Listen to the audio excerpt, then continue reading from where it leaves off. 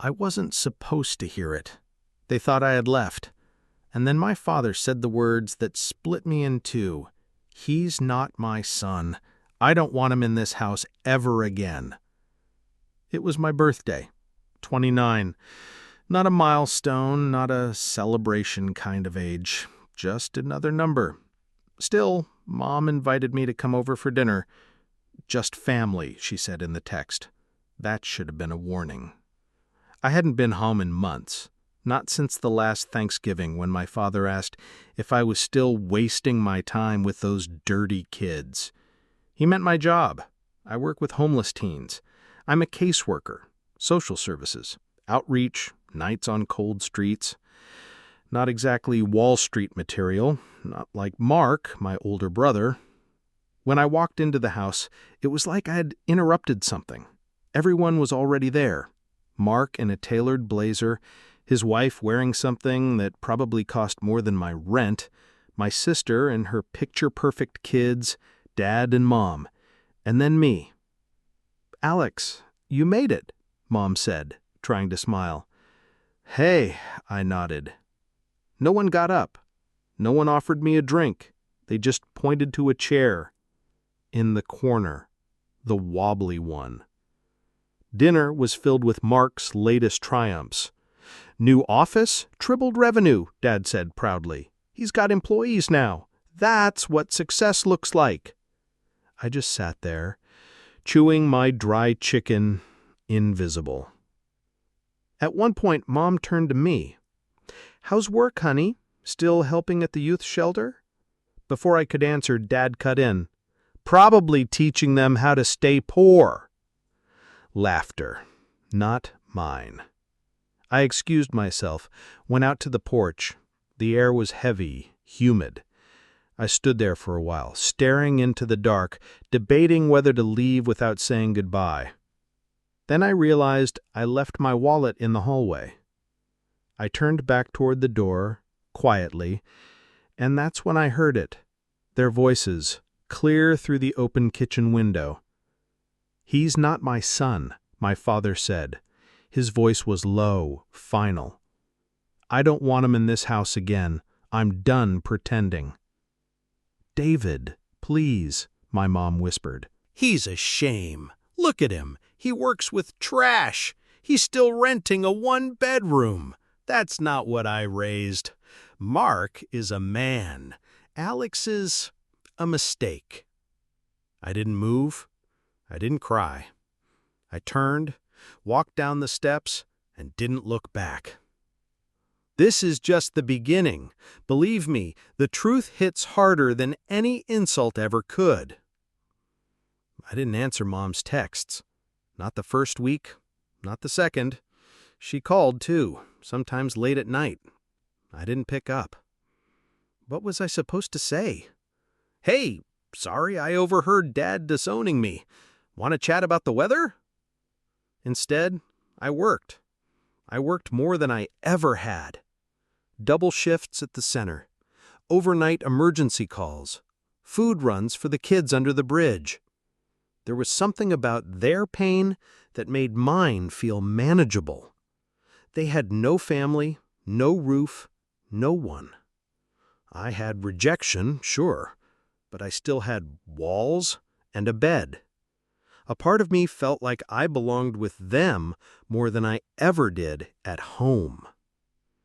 It wasn't about martyrdom. I didn't want anyone's pity.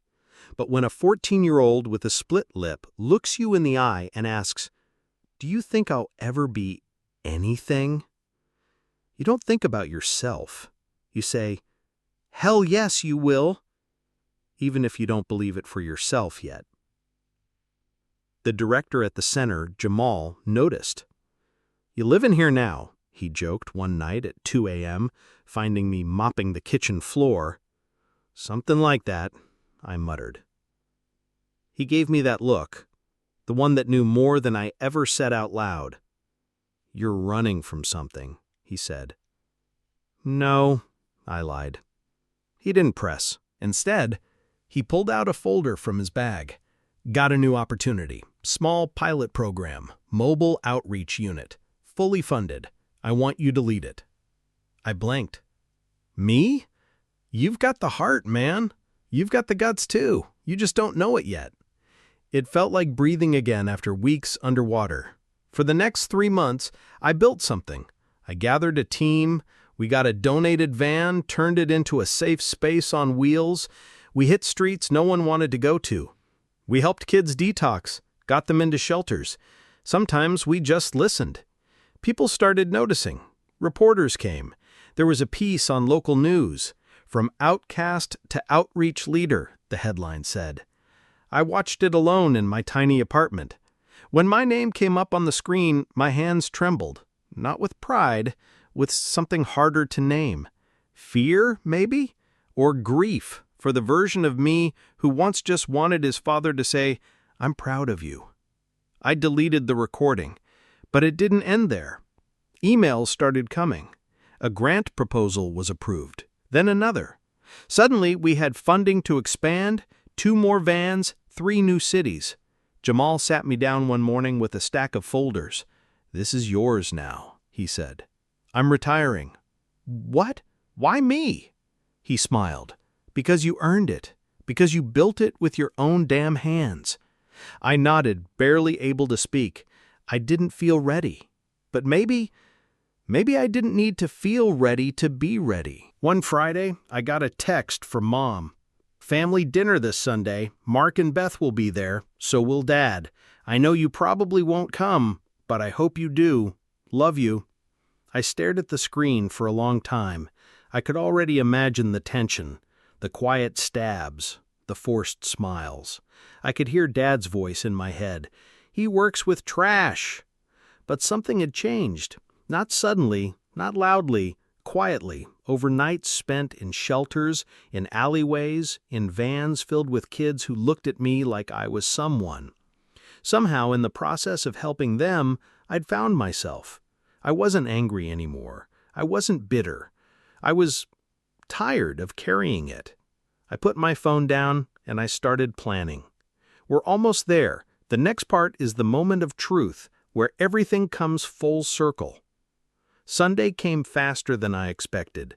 I ironed my shirt, the one nice one I had, and stared at myself in the mirror. I looked older, maybe, not in a bad way, like someone who'd lived some life, someone who'd stopped asking for permission to belong. I didn't bring a gift. I didn't owe anyone a performance. I was coming for one reason only, because I was done running. The house looked the same. Same cracked sidewalk, same overgrown hedges. Funny how places stay frozen even when you've changed entirely. I rang the doorbell. Mom opened the door. Her eyes went wide, a flicker of surprise, then something softer. Maybe relief. "Alex," she whispered. "You came." I nodded. I did. She pulled me into a hug that lingered just a second too long. Her hands trembled slightly on my back. Inside, the table was already set. Mark and his wife were seated, wine glasses full, their smiles tight. My sister looked up from her phone and raised an eyebrow like I was some ghost she hadn't expected to haunt her evening. And then there was Dad. He didn't stand, he didn't smile, he just stared. "Didn't think you'd show up," he said. I figured. We sat in silence. His plates were passed, drinks poured, small talk forced. "So," Mark began, "how's what do you call it? Van project?" I smiled. "It's called The Bridge. We now operate in 3 cities. Mark gave a short, polite laugh. "That's cute." Dad set down his fork. "Still chasing broken kids around alleys?" I didn't flinch. "No. Now I run a non-profit that connects at-risk youth to housing and therapy. We've helped over 200 teens off the street in the last year." Silence. Then Mom, carefully, "I saw the article, the news piece too. You looked strong." "Yeah," Dad muttered, real strong. Crying kids and donations, that's not real work. I looked at him, really looked. The man who raised me with rules instead of warmth, whose praise was a prize never awarded. But now I saw it. The insecurity behind the scowl, the fear of not understanding the man I'd become. I used to think I needed your approval, I said, steady and quiet. That if I just worked hard enough, did something big enough, you'd see me, hear me. He scoffed. But I don't need that anymore. I'm not here for your validation. I reached into my bag and pulled out a folder, the kind we used to give city officials and press partners. I slid it across the table. What's this? Mark asked. It's the full report of our impact. Real names, real kids, real stories. We've built something that matters. Dad didn't touch it. I stood. I'm proud of the man I've become, even if you're not. Mom looked like she wanted to speak, but couldn't. Mark just blinked. And Dad? His jaw clenched. But he didn't speak. That silence said everything. I walked to the door. Alex, Mom called after me, wait. I turned. I don't agree with everything your father says, she whispered. But I'm proud of you. I always was. I just didn't know how to say it. When he was in the room. I nodded. I know. I walked out into the night. The sky was turning blue at the edges, that soft, pre-dawn kind of light, even though it was only just evening.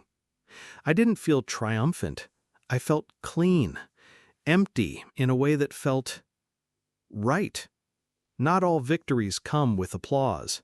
Some come in the form of letting go. I didn't need a family that made me small to feel whole. I had found my own way, and it was enough. He said I wasn't his son, but I'm finally the man I was meant to be, with or without him.